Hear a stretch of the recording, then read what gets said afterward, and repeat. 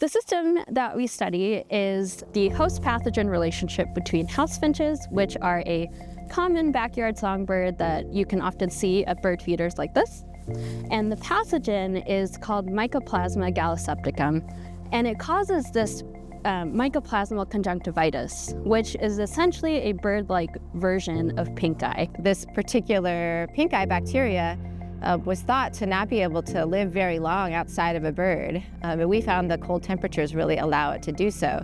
Well, one reason we did this study is we know people really like to feed birds in the winter when they need that extra food the most.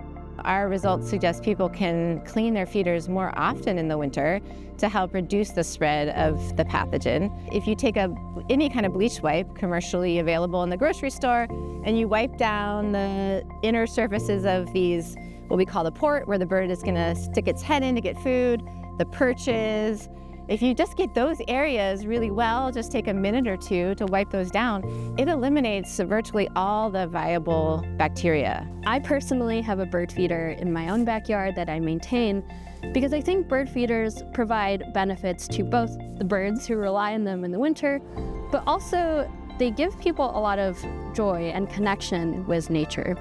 Both birds and people can win when supplemental feeding is done responsibly.